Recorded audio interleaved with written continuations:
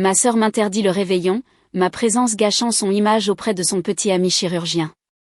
J'accepte. Le 27 décembre, surprise, ce même homme arrive dans mon bureau pour une consultation. Quand il voit ma couverture PDG de l'année en tech santé sur mon mur, il hurle. L'appel est arrivé le 18 décembre. Alors que j'étais en pleine réunion de direction pour discuter de nos projections du 4e trimestre, j'ai laissé sonner jusqu'à la messagerie.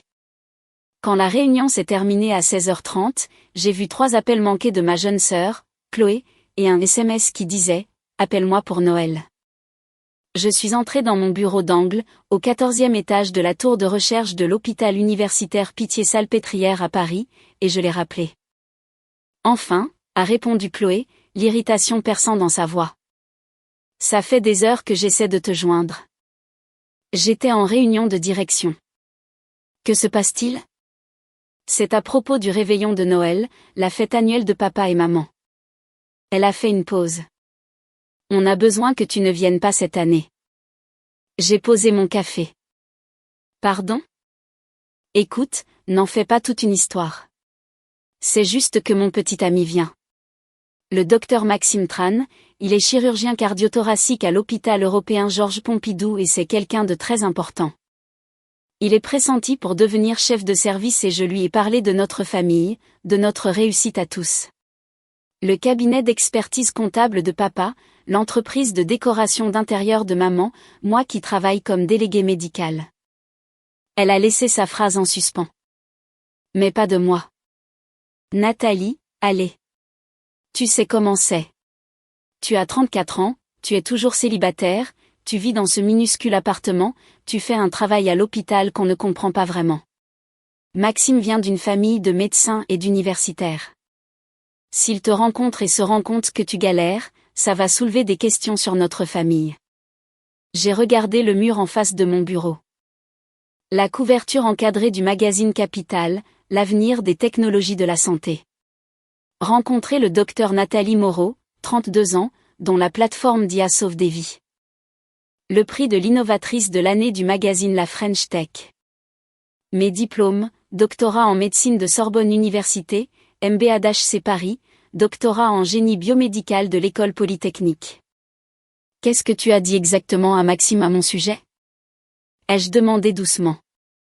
J'ai dit, tu travailles à l'hôpital dans un rôle administratif. Ce qui est techniquement vrai, non ? Tu travailles bien à la Pitié-Salpêtrière.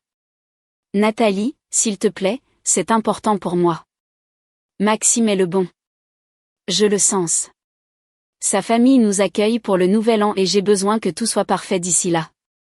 T'avoir à Noël avec maman qui te pose ces questions pleines de pitié sur ton travail et papa qui fait des commentaires gênants sur le fait que tu sois toujours locataire, ça ruinerait l'image que j'ai construite. J'ai entendu un bruissement sur la ligne. Puis la voix de ma mère s'est jointe à la conversation. Nathalie, chérie, Chloé m'a mise sur haut-parleur. Ton père est là aussi.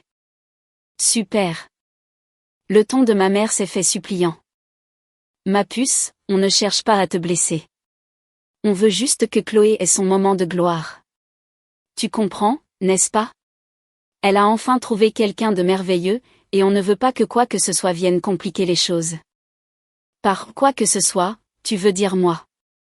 Ce n'est pas ce qu'on dit, est intervenu mon père. On pense juste aux premières impressions. Maxime a beaucoup de succès, et Chloé veut présenter notre famille sous son meilleur jour.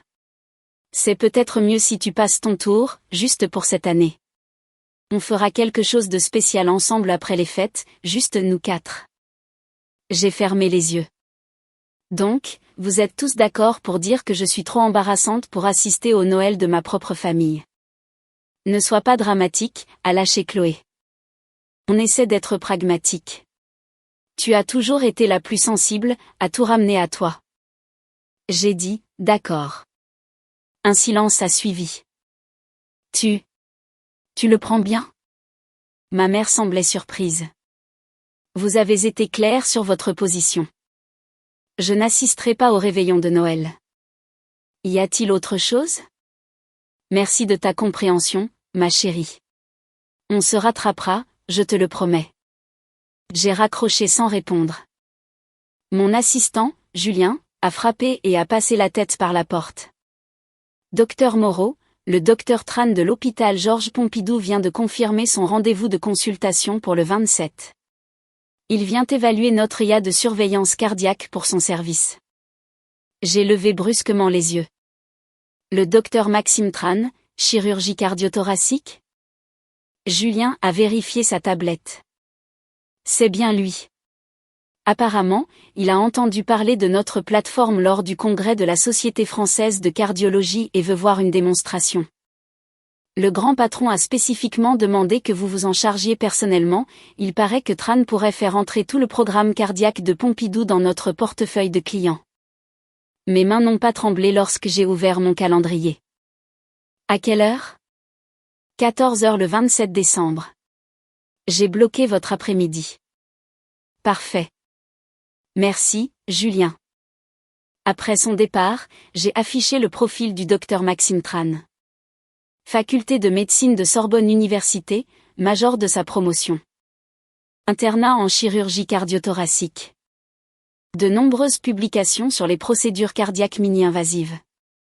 Actuellement pressenti pour devenir chef du service de chirurgie cardio-thoracique à l'hôpital Georges Pompidou, à 37 ans. Un CV impressionnant. Il n'avait aucune idée qu'il sortait avec la sœur de la femme dont il venait évaluer la technologie. La femme que sa petite amie jugeait trop embarrassante pour qu'il la rencontre. En grandissant, j'avais toujours été la fille un peu bizarre. Chloé avait 2 ans de moins, elle était pétillante et sociable. C'était la fille qui ramenait des coupes de gymnastique et était élue reine du lycée. Elle avait fait des études de communication, s'était lancée dans la vente de produits pharmaceutiques, gagnait bien sa vie et habitait un appartement très tendance à Neuilly-sur-Seine que nos parents l'avaient aidé à financer. Moi, j'avais été l'enfant maladroite qui passait ses week-ends à la bibliothèque, qui avait obtenu une bourse complète pour Polytechnique à 16 ans, et qui avait obtenu un triple diplôme à 19 ans. Pendant que Chloé enchaînait les soirées étudiantes, je publiais des articles de recherche. Pendant qu'elle sortait avec des rugbymen, j'étais en école de médecine. Mes parents n'avaient jamais vraiment su quoi faire de moi. « Tu es toujours si sérieuse », disait ma mère. « Ne peux-tu pas simplement te détendre et profiter de la vie comme ta sœur ?» La version de mon père, « Tout le monde n'a pas besoin de 3 diplômes, Nathalie. Parfois, il faut savoir s'arrêter. » J'avais terminé mon doctorat en médecine à 24 ans, puis un doctorat en génie biomédical à Polytechnique, et enfin un MBA à HEC Paris, tout en travaillant comme chirurgienne traumatologue aux urgences de la Pitié-Salpêtrière. À 28 ans, j'ai fait un burn-out complet. J'étais aux urgences depuis 36 heures d'affilée quand j'ai perdu une patiente, une jeune fille de 15 ans atteinte d'une arythmie cardiaque non détectée. Son ECG semblait normal. Le temps qu'on réalise que quelque chose n'allait pas, il était trop tard. Je m'étais assise dans la salle de repos à 4 heures du matin, fixant son dossier, en me disant, il doit y avoir un meilleur moyen. C'est alors que j'ai commencé à développer Vitalia. Le concept était simple. Une plateforme d'intelligence artificielle qui surveillait en continu les constantes vitales des patients, reconnaissait des schémas subtils qui échappaient aux humains, et prédisait les complications avant qu'elles ne deviennent catastrophiques.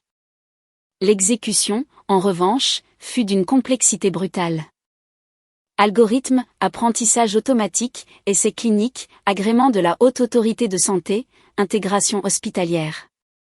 J'avais utilisé mes économies, 350 000 € gagnés grâce à mon travail de chirurgienne et à des investissements judicieux, pour construire le premier prototype. 18 mois plus tard, nous avions notre premier client, un petit hôpital de province en Normandie. En 3 ans, nous équipions 60 hôpitaux dans toute la France. En 5 ans, nous avions évité plus de 2400 décès documentés de patients. Le chiffre d'affaires de l'année dernière, 160 millions d'euros. La valorisation actuelle de l'entreprise, 2,9 milliards d'euros. J'en détiens 68%. Forbes France m'avait qualifié de « chirurgienne qui sauve plus de vies en dehors du bloc opératoire qu'elle n'aurait jamais pu le faire à l'intérieur ». Capital avait présenté notre plateforme d'IA comme l'avenir de la médecine préventive. La prestigieuse revue de Lancet avait publié nos données de résultats, montrant une réduction de 34% de la mortalité inattendue des patients dans les hôpitaux utilisant notre système. Ma famille n'en savait absolument rien. Quand ils me posaient des questions sur mon travail, je répondais « Je travaille dans les technologies de la santé à la Pitié-Salpêtrière » et je changeais de sujet.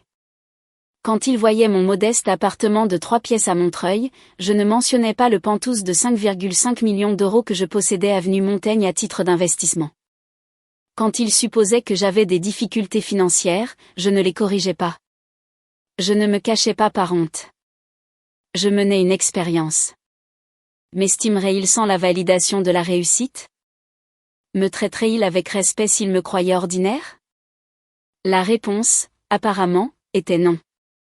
La semaine qui a suivi l'appel de Chloé, je me suis plongé corps et âme dans la préparation de la consultation de Maxime Tran. Il vient avec la chef de service et 2 médecins titulaires, m'a informé Julien lors de notre réunion de préparation. Ils veulent voir des démonstrations en direct, des études de cas et les délais d'intégration. L'hôpital Georges Pompidou serait notre plus gros client à ce jour. 43 chirurgiens, 200 internes, près de 1000 lits. Quel est l'intérêt spécifique de Tran? La surveillance cardiaque pour les patients en post-opératoire. Il s'inquiète des complications soudaines dans les premières 72 heures après l'opération. Il veut savoir si notre IA peut prédire des événements comme la tamponnade, l'arythmie ou l'embolie pulmonaire avant qu'ils ne deviennent critiques. J'ai souri. Nous avons des cas documentés au CHU de Lyon et de Lille. Sors ces dossiers. L'ironie ne m'échappait pas. Maxime Tran voulait une technologie pour sauver la vie de ses patients. Ma technologie. Construite par la femme que sa petite amie jugeait trop médiocre pour qu'il la rencontre. Le 23 décembre, Chloé a posté des photos de sa virée shopping de Noël sur Instagram. Des sacs de créateurs, des restaurants hors de prix, avec des légendes sur le fait de se faire plaisir avant la grande fête de famille. Le 24 décembre, le soir du réveillon, elle a posté des photos de la fête chez mes parents. Chloé dans une robe de cocktail rouge à côté d'un bel homme d'origine asiatique dans un costume sur mesure.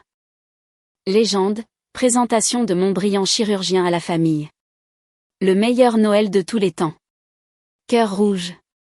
Sapin de Noël. Les commentaires ont afflué. Les tantes et les cousins s'extasiaient sur le couple parfait qu'ils formaient. Des amis félicitaient Chloé d'avoir enfin trouvé quelqu'un à sa hauteur. J'ai fait des captures d'écran de chaque publication pour mes archives. Ce soir-là, pendant que ma famille faisait la fête sans moi, j'ai partagé le dîner de Noël avec mon équipe de direction et leur famille. Mon directeur technique, le docteur Thomas Garcia, m'avait invité chez lui à Vincennes. Sa femme avait préparé un repas incroyable. Ses 3 enfants m'ont montré leurs projets scientifiques pour l'école. Nous avons parlé de l'avenir de la médecine prédictive, de notre rêve d'empêcher la mort avant qu'elle ne survienne, de la construction de quelque chose qui compte. Ce fut le meilleur Noël que j'ai passé depuis des années. Le 27 décembre est arrivé, froid et lumineux. Je suis arrivé à mon bureau à 6 heures du matin, révisant chaque détail de la présentation. Notre salle de conférence au 14e étage offrait une vue imprenable sur les toits de Paris. J'avais prévu que notre responsable de l'intégration clinique présente les études de cas, que notre médecin en chef discute des résultats, et que notre directeur technique fasse une démonstration en direct de la plateforme d'IA. Mais j'avais insisté pour faire l'introduction personnellement. À 13h45, Julien a frappé. Docteur Moreau, l'équipe de Georges Pompidou est là. Le docteur Tran, le docteur Sophie Lemaire, qui est la chef de chirurgie, et 2 médecins titulaires. Faites-les passer en salle de conférence A. Je les rejoins dans 5 minutes. J'ai ajusté ma blouse blanche, vérifié que mes diplômes étaient bien visibles sur le mur, MD, PhD, MBA, et je me suis dirigé vers la salle de conférence. À travers la paroi de verre, je pouvais les voir. Le docteur Lemaire, une femme distinguée d'une 60aine d'années. 2 jeunes médecins titulaires, tous 2 en train de prendre des notes, et Maxime Tran, grand et confiant dans sa tenue de bloc et sa blouse blanche, gesticulant avec animation alors qu'il expliquait quelque chose. Il ressemblait exactement à ses photos. Beau, élégant, le genre de personne à qui on n'a jamais dit non. J'ai poussé la porte. Bonjour. Je suis le docteur Nathalie Moreau, fondatrice et PDG de Vitalia. Bienvenue à la Pitié-Salpêtrière. Le docteur Lemaire s'est levé immédiatement en me tendant la main. Docteur Moreau, c'est un honneur. Je suis votre travail depuis 2 ans. Les données sur la réduction de la mortalité de votre essai au CHU de Lyon étaient extraordinaires. Merci. Nous sommes ravis de discuter de la manière dont Vitalia pourrait bénéficier aux patients de Georges Pompidou. J'ai serré la main des 2 titulaires, puis je me suis tourné vers Maxime. Il me fixait, la main tendue, l'expression polie mais légèrement perplexe. Docteur Tran, ai-je dit en lui serrant fermement la main. Bienvenue. J'ai cru comprendre que vous étiez particulièrement intéressé par la surveillance cardiaque post-opératoire. Oui. Merci de nous recevoir, docteur Moreau. Sa voix était hésitante, comme s'il essayait de me remettre. Nous nous sommes assis. J'ai fait un geste vers l'écran derrière moi où apparaissait le logo de notre entreprise. Vitalia, avec notre slogan, prédire les complications, sauver des vies. Avant de commencer la présentation technique, permettez-moi de vous donner un peu de contexte sur le développement de Vitalia. J'ai parlé pendant 10 minutes de mon parcours. La chirurgienne traumatologue devenue ingénieure, la patiente que j'avais perdue, la technologie que j'avais construite en réponse. Je leur ai montré notre documentation d'agrément de la Haute Autorité de Santé, les résultats de nos essais cliniques, nos hôpitaux clients. Maxime prenait des notes, mais je le surprenais à me jeter des regards répétés, son expression devenant de plus en plus confuse. Puis le docteur Lemaire a dit quelque chose qui a tout changé. Docteur Moreau, je dois vous poser la question. J'ai cru lire quelque part que vous aviez de la famille à Paris. C'est exact? C'est exact. Mes parents vivent en région parisienne et ma jeune sœur vit à Neuilly-sur-Seine. Que fait-elle? Vente de produits pharmaceutiques. Le stylo de Maxime s'est arrêté net. Vente de produits pharmaceutiques, a-t-il répété lentement. Votre sœur travaille dans la vente de produits pharmaceutiques. C'est exact. Il a posé son stylo. Son visage avait blêmi. Quel est le nom de votre sœur? J'ai plongé mon regard dans le sien. Chloé Moreau. La pièce est devenue d'un silence absolu. Maxime s'est levé si brusquement que sa chaise a roulé en arrière. Vous êtes la sœur de Chloé. La sœur de Chloé, Nathalie. Je le suis. Mais elle a dit que vous travaillez dans l'administration hospitalière. Un poste de premier échelon. Elle a dit que vous étiez. Il n'a pas pu finir sa phrase. Le docteur Lemaire a regardé entre nous deux, confuse. Y a-t-il un problème? La voix de Maxime est sortie étranglée. Chloé est ma petite amie. J'ai rencontré sa famille le soir de Noël. Elle m'a dit qu'elle avait une sœur qui n'était pas là parce qu'elle devait travailler. Elle a dit que vous faisiez un petit boulot à l'hôpital et que vous ne faisiez pas vraiment partie de la réussite de la famille. Les 2 médecins titulaires ont bougé d'un air mal à l'aise sur leur siège.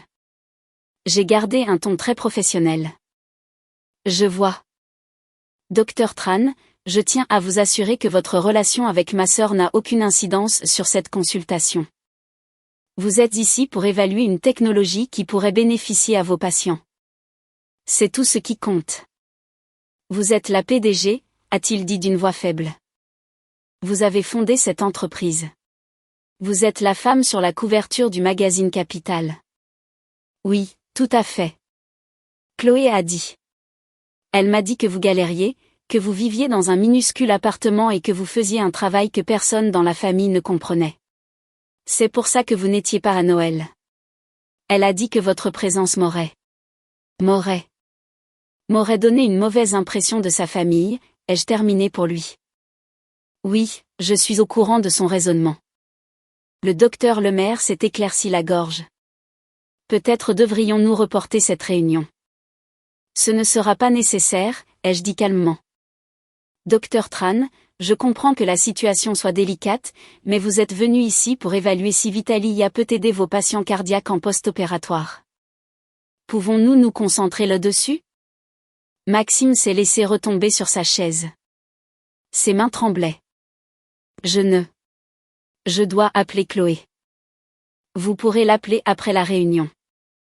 Pour l'instant, j'ai 3 des meilleurs médecins de l'hôpital Georges Pompidou dans cette pièce, et j'aimerais vous montrer une technologie qui pourrait sauver des vies.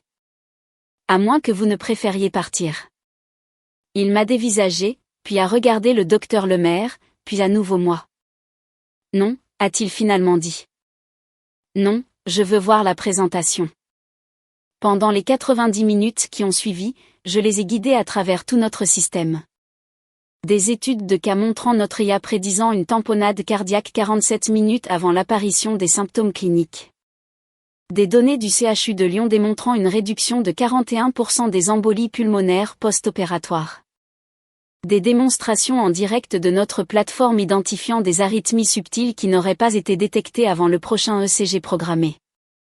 Maxime a posé des questions pointues et intelligentes. C'était un bon médecin.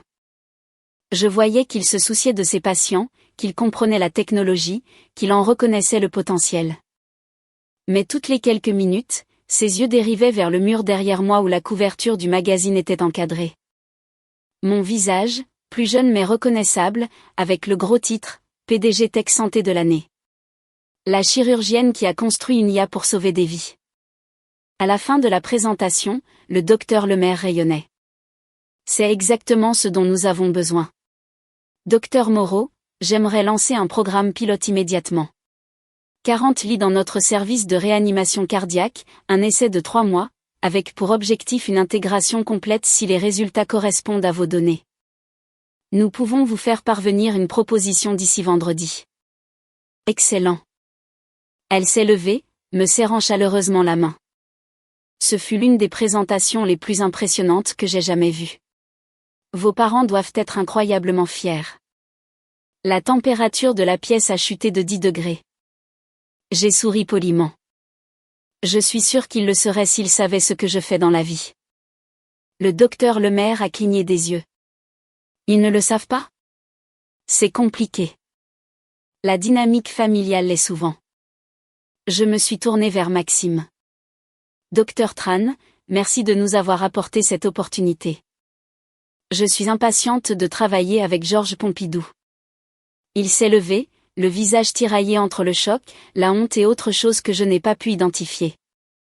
Docteur Moreau, j'ai besoin de... Pourrions-nous parler en privé juste un instant? J'ai jeté un coup d'œil au docteur Lemaire. Elle a hoché la tête et a fait sortir les autres médecins, murmurant qu'elle nous laissait un moment. Quand la porte s'est fermée, Maxime s'est tourné vers moi, sa façade se fissurant. J'ai besoin de comprendre ce qui se passe. Chloé m'a dit explicitement que vous n'étiez pas à Noël parce que vous seriez gêné. Que vous faisiez un petit boulot sans envergure et qu'elle vous protégeait de cette rencontre parce que ma famille a beaucoup de réussite et que ça vous ferait vous sentir mal. C'est ce qu'elle vous a dit? Oui. Et maintenant, je découvre que vous êtes à la tête d'une grande entreprise, avec 3 diplômes et une société qui vaut des milliards. Que vous avez sauvé des milliers de vies. Bon sang, qu'est-ce qu'il se passe? Je me suis appuyée contre mon bureau. Ce qu'il se passe, Maxime, c'est que ma sœur a décidé que j'étais une honte pour elle, que le fait que vous me rencontriez ruinerait l'image de famille à succès qu'elle s'est construite.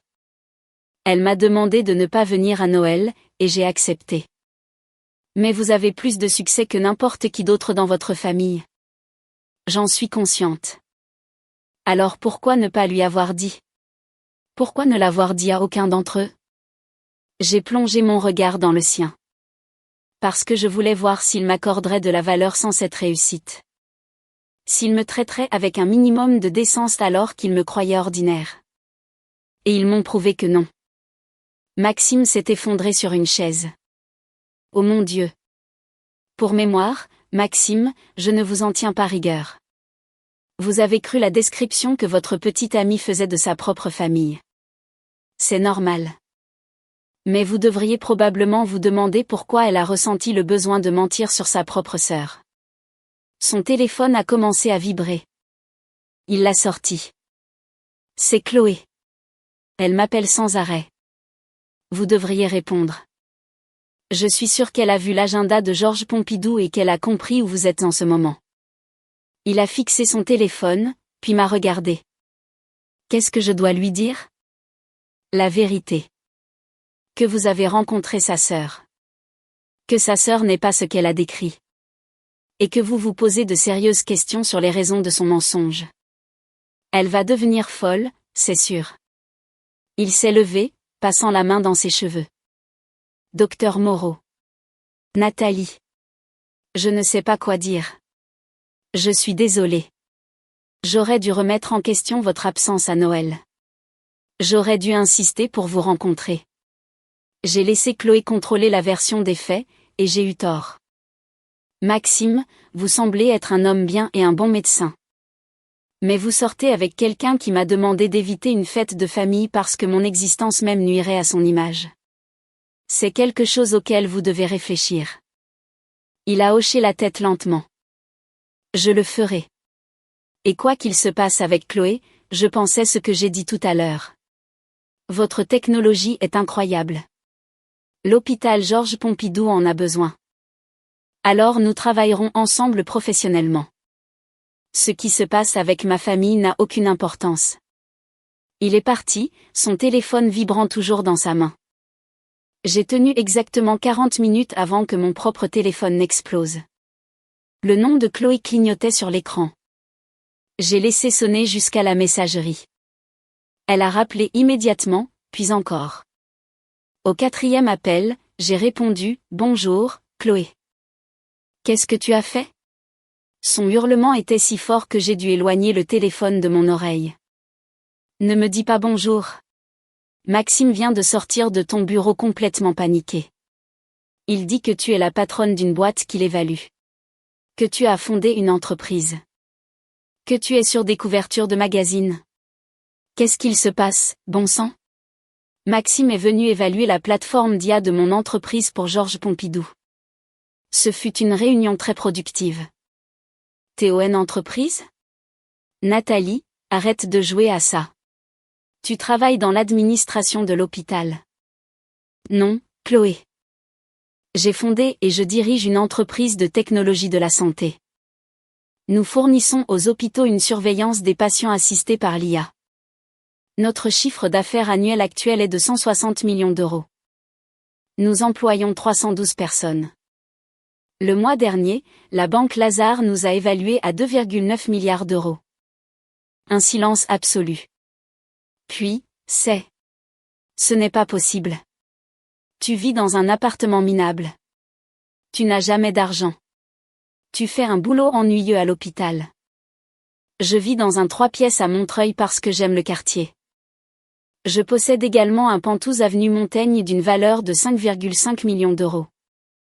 Je n'ai jamais d'argent autour de toi parce que je te vois emprunter à papa et maman depuis des années sans jamais rembourser. Et je travaille bien dans un hôpital, à la Pitié-Salpêtrière, où se trouve le siège de mon entreprise. Tu mens. Non. Tape Nathalie Moreau-Vitali IA sur Google et juge par toi-même. J'ai entendu le bruit d'un clavier, puis une forte inspiration. Oh mon Dieu. C'est vrai. Tu es. Il y a des articles. Forbes. Capital. Tu es sur la couverture d'un magazine. Plusieurs, en fait. Pourquoi tu ne nous as rien dit? Sa voix était passée de la colère à quelque chose de plus proche de la panique. Tu n'as jamais posé la question, Chloé. Tu as décidé que j'étais une ratée et tu m'as traité en conséquence. Je t'ai laissé faire parce que je voulais voir comment tu me traiterais quand tu penserais que je n'avais pas réussi. C'est de la folie. C'est manipulateur. Vraiment? Dis-moi, Chloé, si tu avais su que je dirigeais une entreprise valant plusieurs milliards d'euros, m'aurais-tu des invités de Noël? Silence. C'est bien ce que je pensais. Tu as saboté ma relation. Tu as délibérément rencontré Maxime pour m'humilier. Maxime a demandé une consultation il y a 6 semaines, bien avant que je sache qu'il était ton petit ami. Je n'avais aucune idée de qui il était jusqu'à ce que son nom apparaisse dans mon agenda. Contrairement à toi, je n'organise pas ma vie professionnelle autour de drames familiaux. Il est furieux contre moi. Il remet en question tout ce que je lui ai dit sur notre famille. Peut-être n'aurais-tu pas dû lui mentir. Je n'ai pas menti. J'ai présenté les choses d'une certaine façon. Tu travailles bien à l'hôpital. Tu vis bien dans un appartement modeste. Ce ne sont pas des mensonges. Tu lui as dit que j'étais trop embarrassante pour être présentée. Que m'avoir à Noël lui donnerait une mauvaise impression de notre famille. Que je galérais et que tu me protégeais. Ce sont des mensonges, Chloé. J'ai entendu sa respiration saccadée. Puis la voix de ma mère en arrière-plan. Chloé, que se passe-t-il? Laisse-moi lui parler. Maman veut te parler, a dit Chloé. Bien sûr que oui. Il y a eu des bruits de frottement, puis la voix de ma mère, tendue par l'incompréhension. Nathalie. Chloé est très contrariée. Elle dit que tu as rencontré Maxime aujourd'hui et que tu lui as raconté une histoire comme quoi tu serais PDG. Ce n'est pas une histoire, maman. Je suis PDG. J'ai fondé une entreprise de technologie de la santé il y a 7 ans. Nous sauvons des vies en utilisant l'intelligence artificielle. C'est une entreprise qui a beaucoup de succès. Ma chérie, je ne comprends pas. Tu n'as jamais mentionné tout cela. Tu n'as jamais posé la question. Tu as supposé que je galérais, et je t'ai laissé supposer parce que je voulais voir comment tu me traiterais. Ce n'est pas juste. Nous t'avons toujours soutenu. Tu m'as désinvité de Noël parce que Chloé pensait que j'allais faire honte à son petit ami. Tu as choisi son image plutôt que mon inclusion dans ma propre famille. Ce n'est pas ça, le soutien. Maman, nous essayons d'aider Chloé à faire bonne impression en te cachant.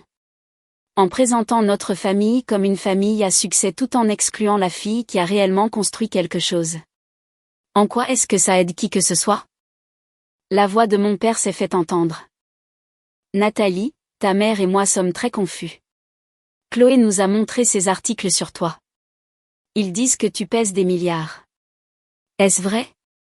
Mon entreprise est évaluée à 2,9 milliards d'euros. J'en détiens 68%. Donc, oui, mais par valent environ 1,9 milliard d'euros sur le papier. Un silence total. Puis, 1,9 milliard. Environ. Et tu n'as jamais pensé à en parler à ta famille? Je l'ai mentionné à plusieurs reprises, papa. Je t'ai dit que je travaillais dans les technologies de la santé. Je t'ai dit que je construisais quelque chose d'important. Tu m'as répondu que j'avais trop de diplômes, que j'avais besoin de me détendre comme Chloé, que j'étais trop sérieuse. Vous avez décidé que j'étais la ratée de la famille sans jamais me demander ce que j'avais réellement construit. Nous n'avons pas décidé que tu étais une ratée. Tu m'as exclu de Noël, papa. Chloé a explicitement dit que le fait que je rencontre son petit ami donnerait la mauvaise impression parce que je galérais. Toi et maman étiez d'accord. C'est ça, décider que je suis une ratée. La voix de ma mère s'est brisée. Nous avons fait une erreur. Oui, en effet. Pouvons-nous arranger ça, a demandé mon père. Pouvons-nous? Peux-tu venir dîner? Nous devons parler de tout ça calmement. Pourquoi? Pour que vous puissiez faire la fête maintenant que vous savez que j'ai réussi. Pour que tu puisses dire à tes amis que ta fille est milliardaire? Où était cet intérêt quand vous pensiez que j'étais ordinaire? C'est injuste, est intervenue Chloé, la voix venimeuse. Tu nous punis pour avoir essayé de protéger ma relation. Je ne punis personne, Chloé. Je dirige mon entreprise. Maxime est venu évaluer ma technologie parce qu'il veut sauver la vie de ses patients. Le fait que cela te dérange n'a aucune importance. Il parle de rompre avec moi. Il dit qu'il ne peut pas faire confiance à quelqu'un qui a menti sur sa propre sœur. Alors peut-être que tu n'aurais pas dû mentir sur ta propre sœur. Je te déteste. La ligne a été coupée. 2 minutes plus tard, mon téléphone a vibré. Un SMS de Maxime. Je suis désolée pour Chloé. Pour ce que ça vaut, je lui ai dit que c'était fini entre nous. Je ne peux pas être avec quelqu'un qui traite sa famille de cette manière. Merci pour votre honnêteté. J'ai hâte que nous travaillions ensemble professionnellement. J'ai répondu, je suis désolée que cela se soit terminé ainsi. Vous méritez quelqu'un qui a le sens de l'intégrité. Je vous préparerai la proposition pour Georges Pompidou d'ici vendredi. Le lendemain matin, mes parents ont débarqué à mon bureau. Julien m'a appelé à l'interphone. Docteur Moreau, monsieur et madame Moreau sont ici pour vous voir. Ils n'ont pas rendez-vous, mais ils insistent sur le fait que c'est urgent. Faites-les entrer. Mes parents ont pénétré dans mon bureau en paraissant plus petits que dans mes souvenirs. Plus vieux. Maman avait les yeux rouges d'avoir pleuré. Le visage de papa était gris de stress.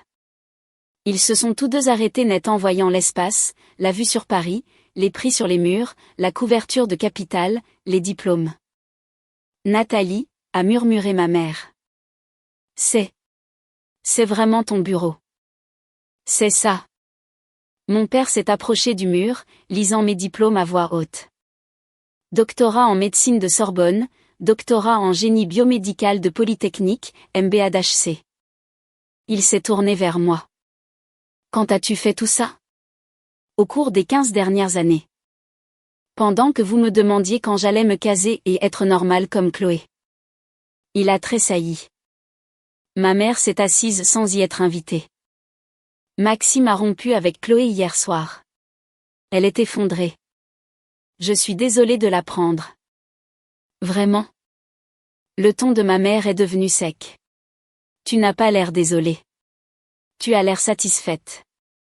Je suis désolée que Chloé souffre. Je ne suis pas désolée que Maxime se soit rendu compte qu'elle lui a menti. Ce sont deux choses différentes. Elle n'a pas menti, a protesté mon père. Elle n'avait juste pas toutes les informations. Elle a eu 12 ans pour me demander des informations. Elle a choisi de ne pas le faire. Elle a choisi de supposer que je galérais et de me traiter en conséquence. Je me suis adossée à mon fauteuil. Êtes-vous venu ici pour une raison précise? J'ai une réunion dans 20 minutes. Nous sommes venus nous excuser, a dit doucement ma mère. Nous avons eu tort à propos de Noël. À propos de la façon dont vous m'avez traité? À propos de tout? Oui. D'accord. C'est ça. Que veux-tu que je dise, maman?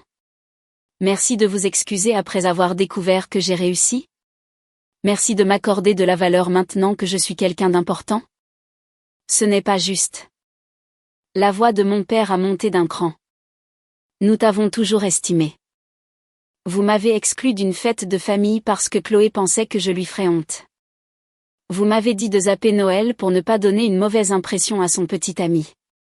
Ce sont vos mots exacts. Je me suis levée. Vous accordiez plus d'importance à l'idée d'une famille qui a réussi qu'à moi en tant que personne. Nous avons fait une erreur, a supplié ma mère. Ne peux-tu pas nous pardonner? Peut-être un jour, oui. Mais pas aujourd'hui. Pas alors que vous n'êtes ici que parce que vous avez découvert que je pèse des milliards.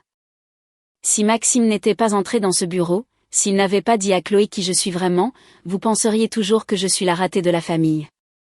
Vous seriez toujours en train de planifier les prochaines fêtes sans moi pour protéger l'image de Chloé. Les épaules de mon père se sont affaissées. Que pouvons-nous faire pour arranger ça? Déterminez si vous voulez une relation avec moi telle que je suis réellement, ou si vous voulez seulement une relation avec ma version succès qui vous met en valeur. J'ai regardé ma montre. Maintenant, si vous voulez bien m'excuser, j'ai du travail. Julien va vous raccompagner. Ils sont partis sans un mot de plus. Cet après-midi-là, j'ai reçu un SMS de Chloé. J'espère que tu es heureuse. Tu as détruit ma relation et monté papa et maman contre moi. Tu as toujours été jalouse que je sois la préférée, et maintenant tu utilises ton argent pour nous punir tous. Je n'ai pas répondu. 3 jours plus tard, l'hôpital Georges Pompidou signait un contrat de programme pilote de 22 millions d'euros. Le docteur Lemaire m'a envoyé un mot personnel. Docteur Moreau, merci pour votre professionnalisme lors de ce qui a dû être une situation incroyablement délicate. Votre intégrité en dit long. J'ai hâte que nous sauvions des vies ensemble. La veille du Nouvel An est arrivée tranquillement. je l'ai passé avec mon équipe de direction lors d'une célébration d'entreprise dans notre salle de conférence. Nous avons porté un toast à nos réalisations. 2400 vies sauvées l'année dernière. 300 employés soutenus. 82 hôpitaux utilisant notre technologie. À minuit, mon téléphone a vibré. SMS de Maxime, bonne année, Dr Moreau. Notre programme pilote commence lundi. Merci de donner cette opportunité à Georges Pompidou. SMS du Dr Lemaire, merci de construire quelque chose qui compte. À de nombreuses autres vies sauvées en 2025. SMS de maman, bonne année, ma chérie. Ton père et moi espérons toujours pouvoir te parler quand tu seras prête. Nous t'aimons. Nous sommes désolés. J'ai fixé le message de ma mère pendant un long moment. Puis j'ai tapé, bonne année, maman. J'ai besoin de temps, mais je suis prête à en parler un jour, à mes conditions. Sa réponse a été immédiate. Tout ce dont tu as besoin. Nous attendrons. Ce n'était pas un pardon. Pas encore. Mais c'était un début. Le 2 janvier, Chloé a appelé. J'ai laissé sonner jusqu'à la messagerie. Elle n'a pas laissé de message. Le 5 janvier, elle a envoyé un SMS, je suis désolée. Vraiment désolée. Peut-on parler? J'ai répondu, pas encore. Peut-être un jour, mais pas encore. Le 8 janvier, le Lancet a publié notre dernière étude de résultats. Le gros titre, une plateforme d'IA réduit la mortalité hospitalière de 34%, une analyse multicentrique. Ce soir-là, mes parents ont envoyé une carte à mon bureau. À l'intérieur, avec l'écriture de mon père, nous avons lu l'article. Nous sommes fiers de toi. Nous aurions toujours dû l'être. Nous sommes désolés de ne pas avoir posé de questions plus tôt. Avec tout notre amour, papa et maman. J'ai posé la carte sur mon bureau, à côté de la couverture du magazine. Le 15 janvier, j'ai pris un café avec Maxime dans une brasserie près de la Pitié-Salpêtrière. Comment se passe le pilote? Ai-je demandé. Incroyable. Nous avons déjà détecté 3 complications que votre IA a prédites avant l'apparition des symptômes cliniques. Un patient serait mort si nous n'étions pas intervenus à ce moment-là. Il a fait une pause. Vous sauvez des vies, Nathalie. De vraies vies. C'est pour ça que je l'ai construite. Je voulais m'excuser encore de ne pas avoir remis en question l'histoire de Chloé. D'avoir accepté un Noël qui vous excluait. J'aurais dû savoir que quelque chose n'allait pas. Vous avez fait confiance à votre petite amie. C'est normal. J'ai fait confiance à quelqu'un qui a menti sur sa propre sœur pour se mettre en valeur. Ça, ce n'est pas normal. Il a pris une gorgée de café. Pour ce que ça vaut, j'ai raconté ce qui s'est passé à mes parents. Ils étaient horrifiés. Ma mère m'a demandé de vous inviter à dîner pour s'excuser au nom de ma famille d'avoir été en partie la raison pour laquelle vous avez été exclus. J'ai souri. C'est très gentil, mais ce n'est pas nécessaire. Elle insiste. Elle est très attachée aux traditions et à l'honneur de la famille. Elle se sent en partie responsable. Dites-lui que j'apprécie le geste. Peut-être dans quelques mois. Il a hoché la tête. C'est de bonne guerre. Alors que nous nous levions pour partir, il a ajouté, Chloé m'a contacté la semaine dernière. Elle m'a demandé si je voulais reconsidérer ma décision. Qu'avez-vous répondu? J'ai dit non. Je ne peux pas être avec quelqu'un qui traite sa famille comme si elle était jetable dès qu'elle devient dérangeante. C'est un problème de fond, pas un simple malentendu.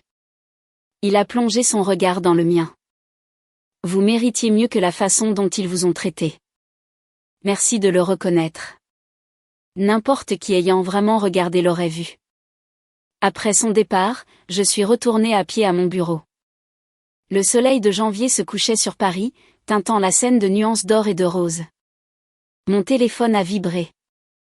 SMS de Julien, Dr Moreau, le CHU de Bordeaux veut programmer un appel. Ils sont intéressés par le déploiement de Vitalia dans tout leur réseau. 1200 lits.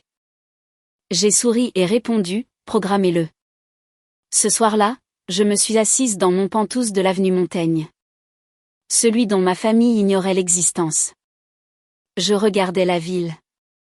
Ma ville. La ville où j'avais construit quelque chose de vraiment important. Mon téléphone a vibré une dernière fois. SMS de maman, je sais que tu as besoin d'espace, mais je voulais que tu le saches. J'ai raconté à tout mon club de lecture ce que tu fais. Ce que tu fais vraiment. Ton entreprise et les vies que tu as sauvées. J'aurais dû en parler à tout le monde depuis des années. J'aurais dû poser des questions. Je suis désolée de ne pas l'avoir fait. Je suis si fière de toi. Je l'ai toujours été. Même si je ne l'ai pas montré correctement. J'ai fixé le message pendant un long moment. Puis j'ai répondu, merci, maman. Prenons un café la semaine prochaine. Juste toutes les deux. Sa réponse a été immédiate. J'adorerais ça. Je serai là quand tu le diras. Ce n'était pas une réconciliation totale. La blessure était encore trop vive, la trahison trop récente. Mais c'était une porte qui s'ouvrait lentement. Savoir si nous la franchirions ensemble dépendrait de leur capacité à apprendre à m'estimer pour ce que j'étais, et non pour ce que j'avais accompli. Dehors, Paris scintillait de 1000 possibilités. Demain, dans mon bureau, nous continuerions à sauver des vies. Et ça, plus que tout ce que ma famille pourrait dire ou faire, c'était ce qui comptait vraiment.